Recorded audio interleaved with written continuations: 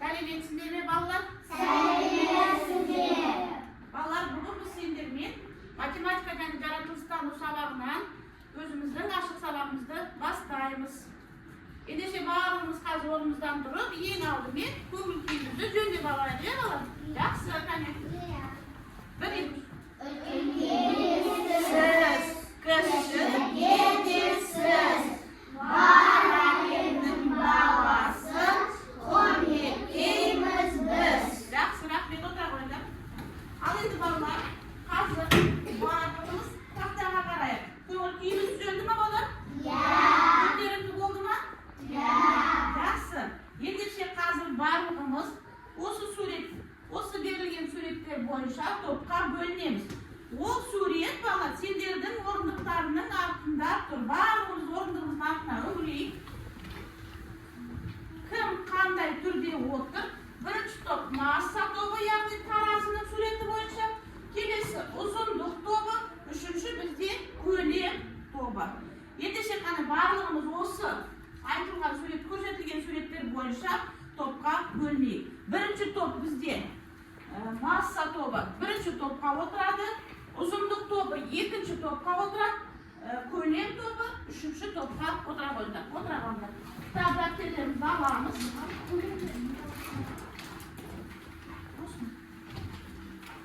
Аусамыз, бала кітап дәптерлерімізді алып, бұдан ауыса қоямыз.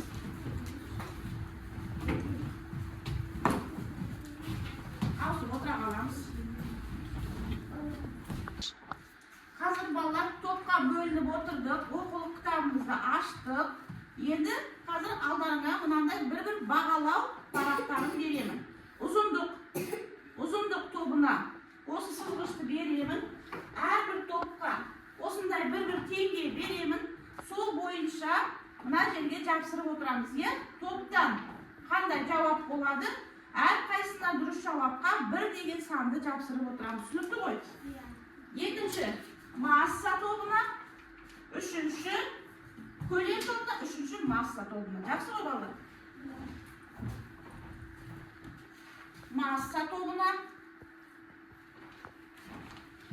ұзындық тобына, келесі көлем тобына. Әрбір топтың ережесі бойынша балалар, топта бізде мынандай ереже бар. Топта бір-бірімізді тыңдаймыз, әділ бағалаймыз, дұрыс жауап беруге тырысамыз. Әрбір топта бір басшы болу керек. Бірінші топтың басшысы бағалайтын бізде Азиз, екінші топтың басшысы Аслай, үшінші топтың басшысы Айырке. Жақсы ғой балалар? Жақсы. Онда ары-қарайғы сабағымызды бастайық.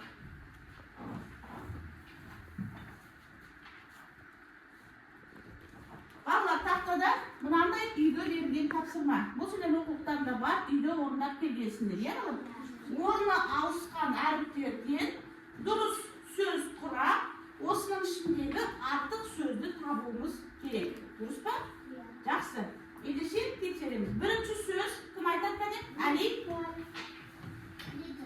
Литр. Дұрыс айтады. Қазір тексереміз. Бірінші сөз литр. Екінші сөз кім айтады? Насыл? Метр. Дұрыс айтады. Жақсы. Үшінші сөз Айырке? Су. Дұрыс айтады. Төртінші сөз Айсұгүл? Сағат. Жақсы. Бесінші сөз Айзелин? Центнер. Ал енді балалар қарайық. Үйде жұмысының дұрыстығын тексерейік. Дұрыс па екен балалар? Литр, метр, су, сағат, центнер. Ал енді балалар барлығымыз қарайық. Сендерге мынандай сұрақ. Осы сөздердің ішінде қай сөз артық? Нұрай айтады? Су. Жақсы. Су. Жақсы балалар. Ендеше ол неге артық екен қарайық. Ендеше балалар, біздің бүгінгі тақырыбымыз шамалар және олардың өлшем бірліктері және су. Ендеше бұл біздің математика және жаратылыстану пәнінен кіріктірілген сабағымызды ары қарай жалғастырамыз. Келесі. Бүгінгі біздің мақсатымыз бөлім бойынша өткен материалдарымызды пысықтап қайталаймыз. Не түсіндік осы бөлім бойынша, не ұқтық, жаратылыстану және математика бойынша осыны қайталаймыз. Түсінікті ғой? Жақсы. Келесі. Қайталап шығайық. Bir жылда неше ай бар? 12 ай. Нұрыс Нұрай. Қол көтереміз. Келесі. Bir айда неше күн бар? Азиз? 30 күн тағы да. 30 күн ғана тағы да. Нұрасыл. Отыра ғой Азиз. Тағылыңыз. Bir ayda неше күн бар? Bir ayda 30 gün. Ya tағы да. 31 gün. Тағы да. 28. 28 немесе 29 күн бар. Не балам? 28-29 күн қай айда балалар? Қай айда бар? Азиз? Ақпан айда. Өте дұрыс айтады. Иә, жақсы.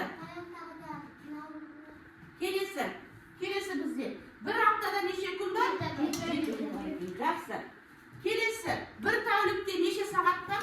Тағы да. Азиздан басқа. Тағы да. Қол көтереміз тағы да. Айыру. 24 сағат бар екен. Келесі.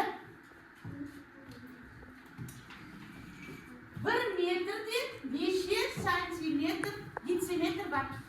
Кім айтады? 1 метрде неше дециметр бар? 10. Неше сантиметр бар? 100 сантиметр бар екен. Дұрыс па екен балам? 100 дұрыс екен. Жақсы. 1 дециметрде неше сантиметр бар? 1 дециметр 10 дециметр. Дұрыс екен. 1 сантиметрде неше миллиметр бар? 10 Нұрасыл. Дұрыс. Келесі. 1 тоннада неше килограмм бар? 1 тоннада неше килограмм бар? Несін әлің? Неше бар Айсұғын? Мың. Дұрыс айтады Айсұғын. Дұрыс айтады. Мың. Келесі. 1 центнерде неше килограмм бар? 1 центнерде неше килограмм бар? Кәнекім айтады. Неше килограмм бар? Тағы да. Айзері неше килограмм бар? 1 центнерде. 100 килограмм бар. Дұрыс айтады Айсұғын. 100 килограмм бар. Келесі. 1 килограммда неше грамм бар? 1 килограммда 1000 грамм бар екен. Жақсы балалар. Қане балалар, ендеше біз қазір ең алдымен жаратылыстану пәні бойынша су туралы оқығанымызды осы тақтадағы видеода есімізге түсіріп көрейік, иә балалар? Жақсы, ендеше барлығымыз қарайық. Тақтаға қарайық.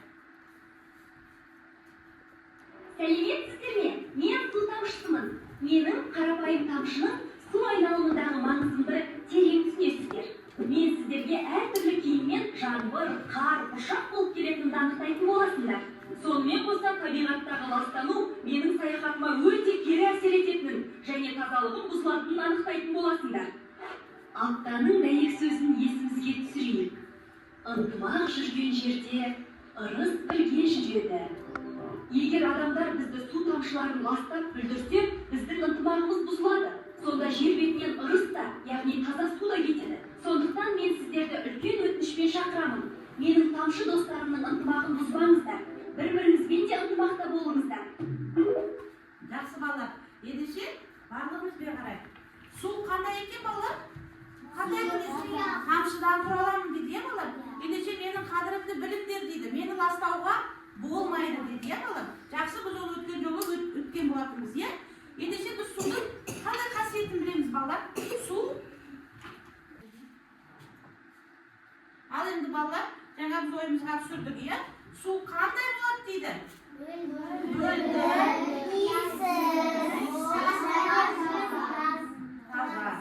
Жақсы. Ендеше соны балалар солай болады екен. Дәлелдеу үшін біз қазір мына бірінші есепті орындайық. Балымыз тақтаға бері қарайық. Бізде бірінші есеп, бірінші тапсырма. Сандарды рим цифрларымен жаз. Қане, бірінші сан бізде 2. 2 деген сан тақтаға кім рим цифрымен жазам дейді? Қане, тағы да, келе қойнырай. 2-ні жаза қой. Рим цифрымен 2-ні.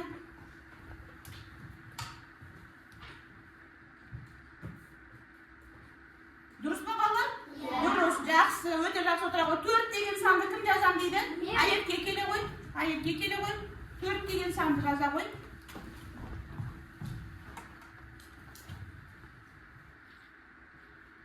Өте жақсы, дұрыс па балалар? Дұрыс, жақсы. Келесі 5 деген сан балалар. 5 деген сан келе қой аяғым. 5 деген санға келе қой аяғым.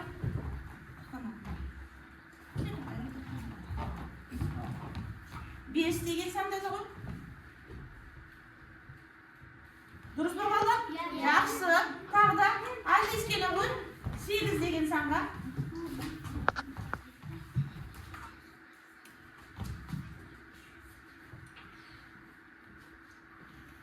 Дұрыс па балалар? Жақсы, отыра ғой. Дұрыс екен балалар. Бірінші есепті қазір мынандай практикалық жолмен орындаймыз.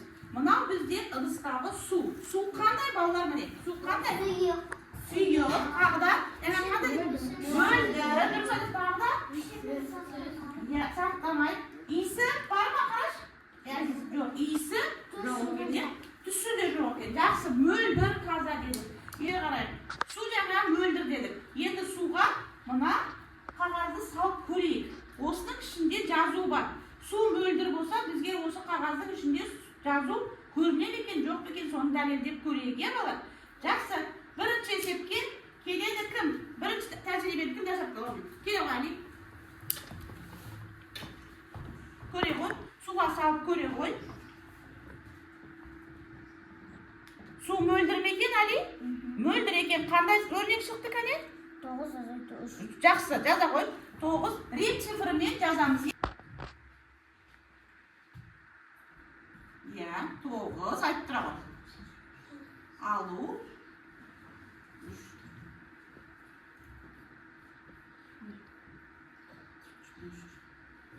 Жақсы. Дұрыс жазды ба, Али? Дұрыс жазды. Жақсы. Екіншіні кім көрем дейді бала қане? Екіншісі Нұрасыл келе ғой.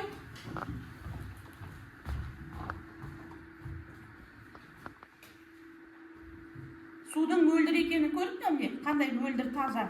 Қандай өрнек шықты? Оқы ғой. 11 алу 5. 5. Жақсы жаза ғой. 11 алу 5. Рим цифрымен жазатын Нұрасыл. 11 алу 5.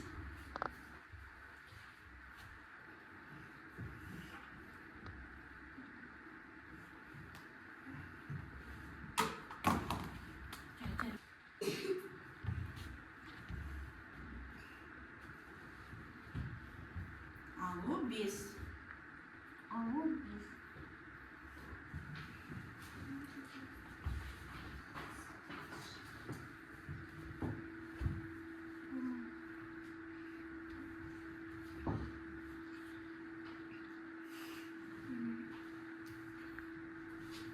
Жақсы, отыра ғой, жақсы. Жақсы, келесін кім жазам дейді балалар. Ойымызға түсіреміз, келесін кім жазам дейді. Келесін. Тағы да кім тақтаға шыққан жоқ. Келе ғой, Әзиз. Келесін. Азиз, көрсің судың қандай екенін. Мөлдір ме екен су? Жақсы, жаза ғой. Қандай өрнек шықты? 2 Дұрыс айтады. 2 қосу 5. Азиздің қатесін қарап отырамыз балалар. Дұрыс жазама, қате жазама, Азиздің қарап отырамыз. 2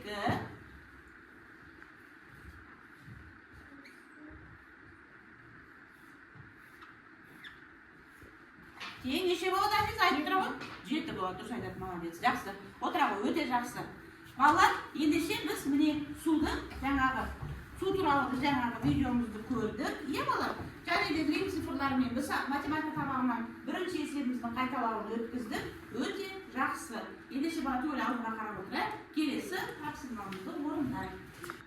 Ал енді балалар, екінші тапсырмамызды бастамас бұрын ең алдымен тағы да су туралы бір деректерді тыңдап алайық. Ойымызға түсірейік, иә балалар? Су туралы деректі ойымызға түсіріп отырамыз. Қане. Мен су тапшымын. Маған қараңдаршы. Менің түсім жоқ. Себебі су мөлдір. Иісім де жоқ. Сондықтан мені иіскесеңдер, ештеңе сезбейсіздер. Қараңдаршы. Мен қазір өзгеремін. Су өз күшін сақтамайды. Жақсы балалар. Мен қандаймын дейді, жаңа біз айттық қой. Қандаймын дейді су? Мөлдірмін дейді, тағы да тазамын дейді, балалар. Жақсы. Мен не істеймін дейді? Пішінімді сақтамаймын дейді. Ол үшін қазір біз оны да дәлелдейміз. Су пішінін сақтай ма, сақтамаймын екен, е? Ол үшін біз қазір бірінші, екінші есепті орындап алайық. Балалар, бұл бізде топтық жұмыс. Әрбір топқа қазір мен бір қағаз беремін. Сол қағаз бойынша есепті қазір орындаймыз. Барлығымыз топпен бірге жасаймыз, е балалар? Топпен бірігіп жасаймыз. Орнымыздан тұрып, бір-бірімізбен әңгімелесіп, сөйлесіп жасауға bo'ladi. Qanday qiladi? Endi ola qarang. 7-chi esa playga to'rdaliga qaraysiz. Birinchi to'p uzunliqlar to'buna, eng birinchi. Tindab olamiz, uzunliqlar to'bini tindab olamiz. Center play sizlar uzunliqning o'lcham birliklarini kishini ham bostab jazasizlar. Uzunliqning o'lcham birligi kishini ham bostab jazasizlar. Tushundingmi? O'ndaymiz. Ikkinchi massa to'bi. Sizlar massaning o'lcham birliklarini irisini ham bostaysizlar, ya'ni ulkanini ham bostaysizlar. Yana tushundingmi? Onu biz o'tganmiz bilasizlar. Ulkanini bostaymiz. Bostayveraylik. Kelasi uchinchi bizga vaqt o'lcham deymiz. Vaqt o'lcham birliklarini ulkanini ham bostaysizlar. Ya, vaqtning o'lcham birligini ulkanini ham bostaymiz. Yaxshi. Tag'i bir tafsilma bog'lab beramiz. Mana qarang. So'dan keyin har qaysidan bostaldi. Misol uchun massa to'bi irisini, uzunlik qishisini, vaqt ulkanini. O'sga bir surat solamiz. Tushundingmi? Ulkan massadan bostalatib surat solasizlar. Senlar uzunlik qishisini bostalatib o'sha birlikka surat solasizlar. Ya, yaxshi. Kelasi. Ko'ylak to'bi vaqtni ulkan o'sha birlikka bostalatib kezni surat solasizlar. Ya, yaxshi. Albastash. To'rtinchimiz birikib jasaymiz. To'rt erejasini saqlaymiz.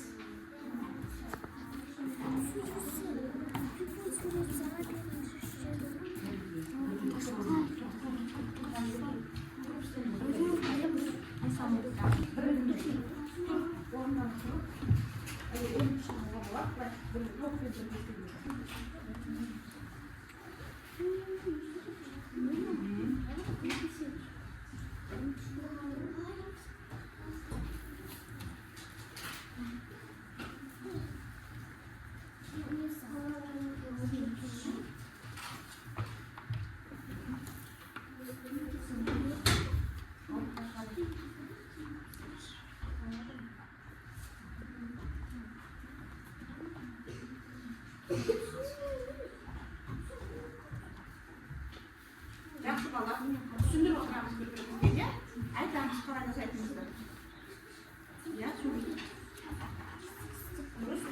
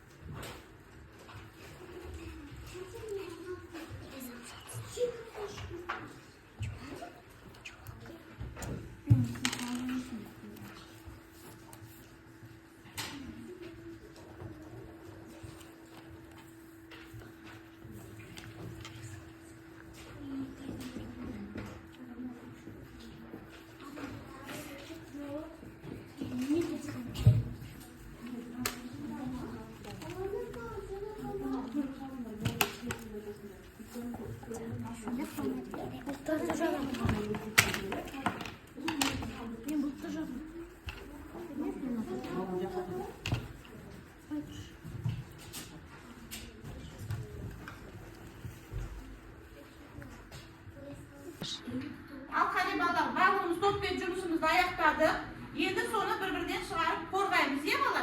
Қане нәтижесін қорғайық. Қай болып бірінші топ қай шығар? Келе ұзындық тобы келе қойыңдар. Келе қойыңдар ұзындық тобы. Кел, тұра қаламыз. Қане топпен қорғауды білеміз. Қазір біз топпен қорғаймыз, е бала? Қане.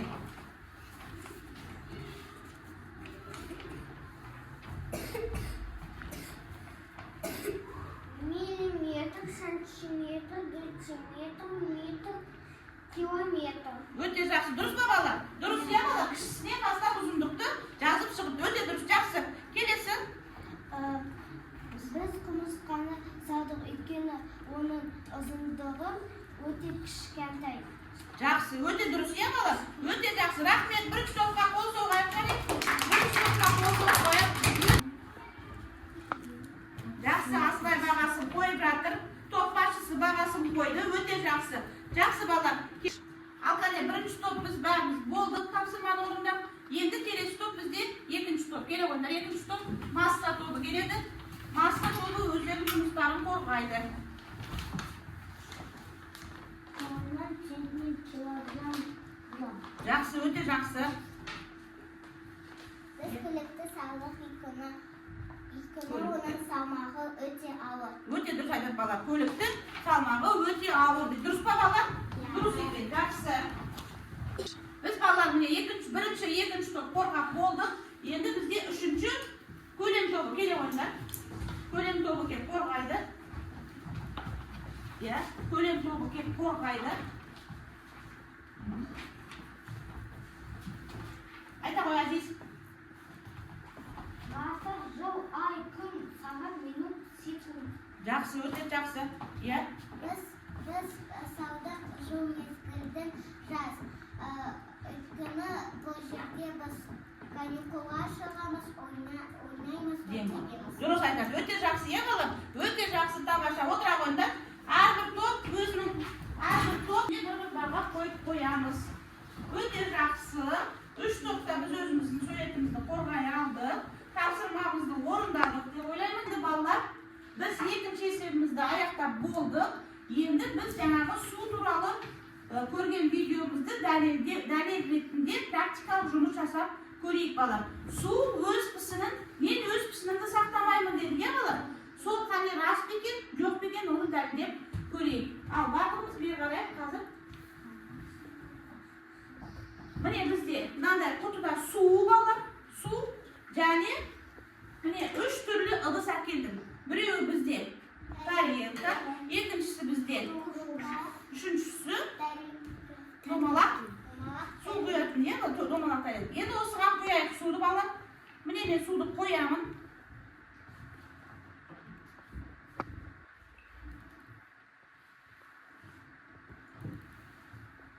Су қандай болды балалар?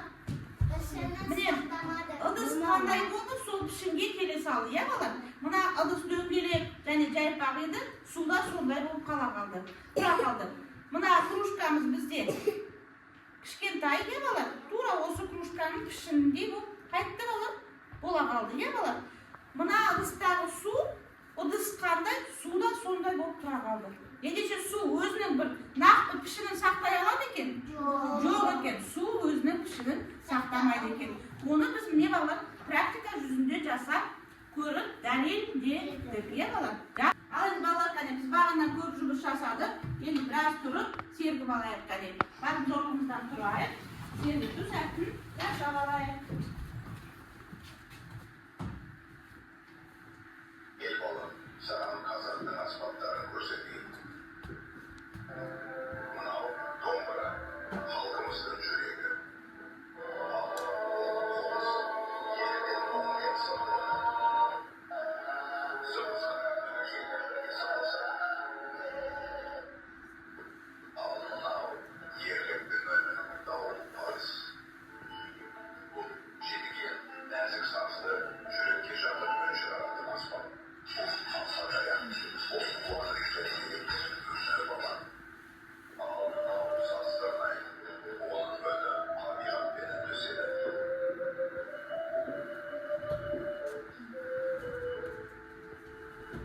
Өте жақсы балалар отыра қойды.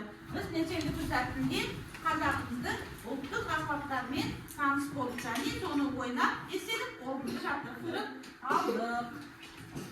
Alın bala biz bolduk. Endi biz 4-esepke geldik ya bala. Жаңағы практикалық жұмысымызды дәлелдеп болдық. Енді 4-ші есепті шығарып көрейік. Кім шығар 4-ші есепке? Кел Айсұлу, кел ал. Кел ал.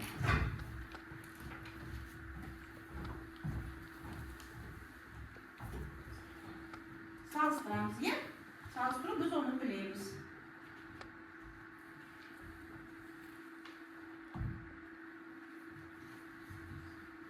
Барлығымыз бала дәптерде орындаймыз, е? Қалғандарымыз дәптерде орындаймыз.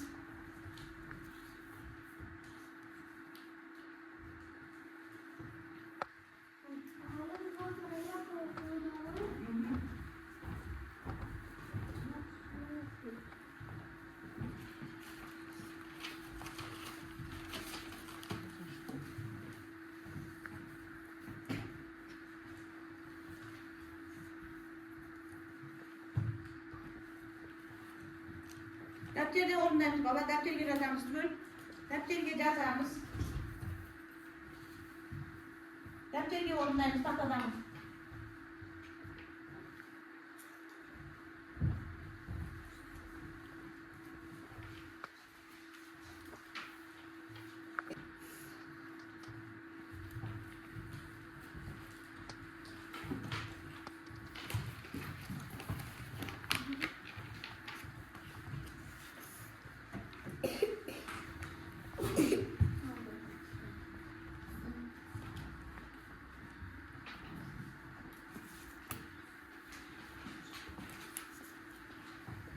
Жақсы шығарамыз.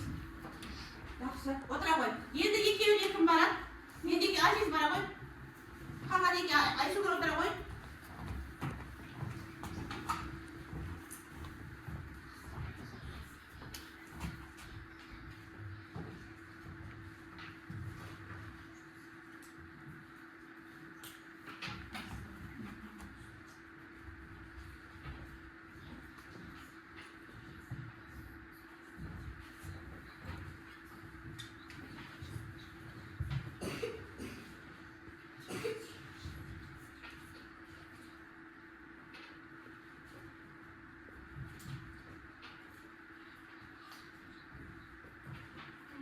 Aslay болды. Дұрыс Aslay, молодец, жақсы. Өте жақсы Aslay болды. Азиз болды. Айзере.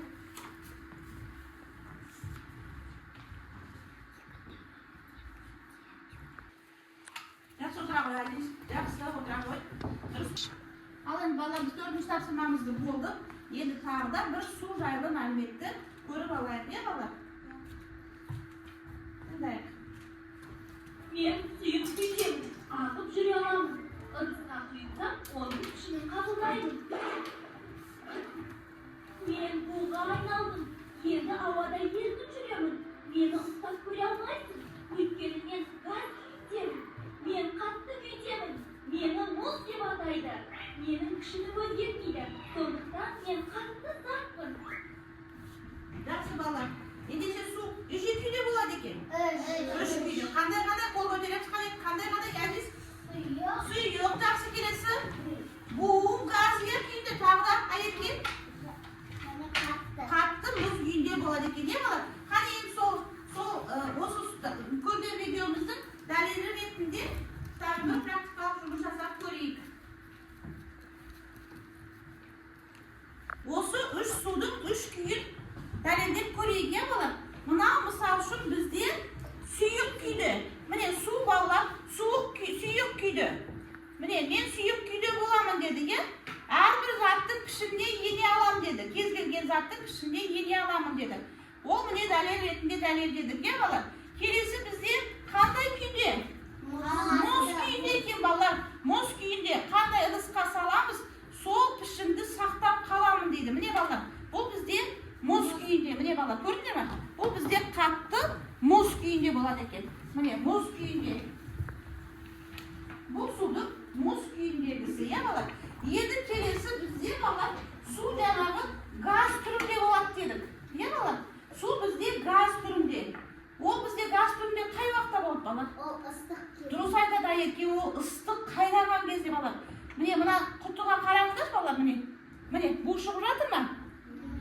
Mine bala, onun kutunun ağzında mine bu ne istedi? Bu şıktıдағы destedi, ол мына kutunun ішine ne istedi?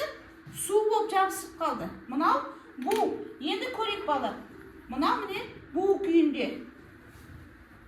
Міне bu шығып жатыр ма бала? Қане көрейік бәріміз. Міне газ күйде ол ауаға ұшып жатыр иә бала? Bu болып. Bu болып ауаға ұшып жатыр міне. Bu күйінде ыстық су міне bu күйінде ұшып жатыр екен ауаға. Міне bu күйінде ауаға ұшып жатыр екен иә? Жақсы балалар. Енді үш күйінде дәлелдеп практика жүзінде көрдік иә балалар? Жақсы. Міне балалар біз жаңағы практикалық жұмысымызды дәлелдеп болдық. Ал енді балалар біз жаңағы практика күйінде, практикалық жүзінде осы судың үш күйін дәлелдеп көрдік иә балалар? Енді келесі біздің тапсырмамыз математикадан есебімізді шығарып көрейік. Бізде бесінші тапсырма. Бесінші тапсырма былай дейді балалар. Ал енді балалар біз жаңағы практика күйінде, практикалық жүзінде осы судың үш күйін дәлелдеп көрдік иә балалар? Енді келесі біздің тапсырмамыз математикадан есебімізді шығарып көрейік. Бізде бесінші тапсырма. Бесінші тапсырма былай дейді балалар. Есепті шығар. Бүркіт 46 жыл тіршілік етеді. Жапалақ одан 31 жылдай аз. Ал қарға жапалақтан 44 жылдай ұзақ жасайды. Қарға неше жыл тіршілік етеді? Сонымен балалар есептің шарты не болды? Бүркіт неше жыл өмір сүреді дейді? 46 жыл. Жапалақ неше жыл? Тура 31 жыл деп тұр ма? Аз деп тұр, иә? Ал қарға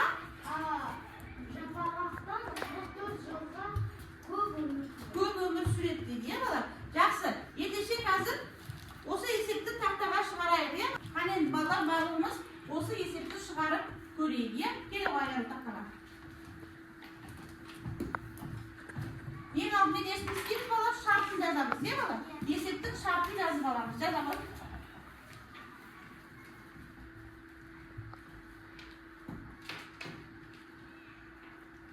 Барлығымыз дәптерде орындаймыз, иә балалар? Дәптерге жазамыз.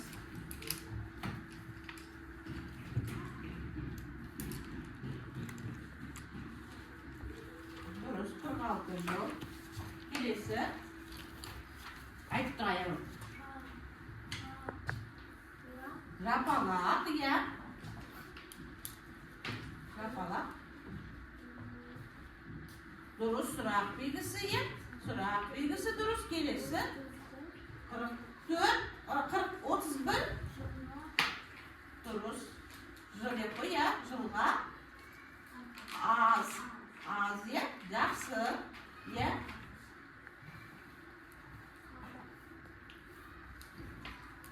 Қарға. Иә? 44 жылға. Көп. Аз, ұзақ, иә? 44 жылға ұзақ.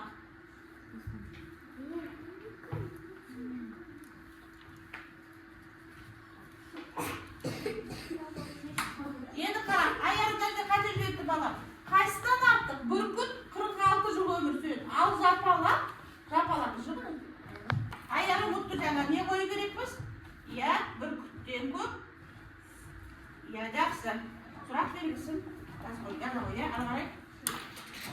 Сұрақ белгісін қасында жоқ. Шешуі. Дұрыс айтады, шешуі. Иә. 31 жыл аз дейді. Бүркіттен өмір сүреді. Аз өмір сүреді. Бірінші амалда не істейсің? 46, 31 жаза қой. Бірінші амалда 46, азайтамын 31 дейді. Иә, жақсы, кейін.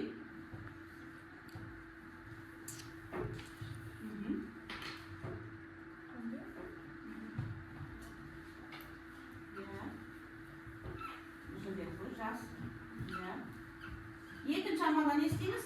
Екінші амалда не істейміз? Жапалақтан 14 жас ұзақ. Жапалақ бізде 15 жаста. Жапалақтан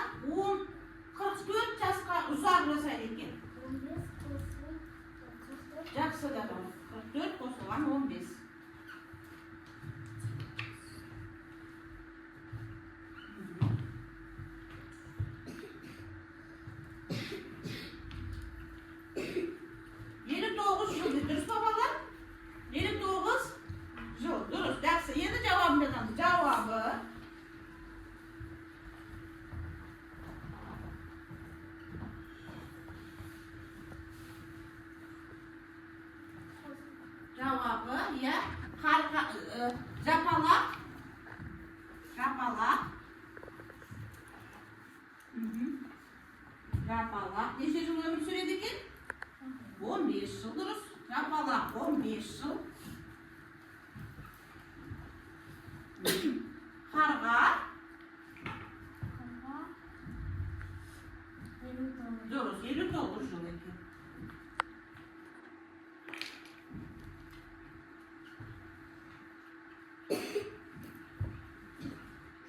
Өмір сүреді деп.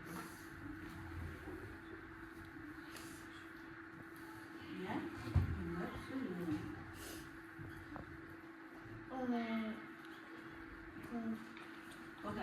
Өте жақсы. Дұрыс е бала? Сода бізде бүркіт 46 жыл қоямыз. 46 жыл, жапалақ 15 жыл, қарға 59 жыл өмір сүреді екен. Міне бізге қандай түрде жақсы пайда болды е бала? Тағы бір мағлұмат алып құстар туралы. Ал жақсы балалар, енді біз сабағымызды осымен аяқталды. Қазір әрбір топтың бағасы мен бағалауды бастайды. Бірінші топ бойынша Айеке айта ғой. Сіздерде неше бал? Айта ғой, сіздерде? Иә, масса тобында барлығы 10 бал екен бала. Бұл сіздер 14 тиын жинапты. Келесі, екінші ұзындық тобы сіздерде? 10 бал екен, жақсы. Барлығы да 10 бал. Е, жақсы. Үшінші топ, көлек тобы 11 екен, жақсы. Барлығына 10 деген баға, е? Жақсы балалар. Енді қазір барлығымыз репетицияға көшуге барлығымыз орнымыздан тұрайық. Кімге сабақ ұнады?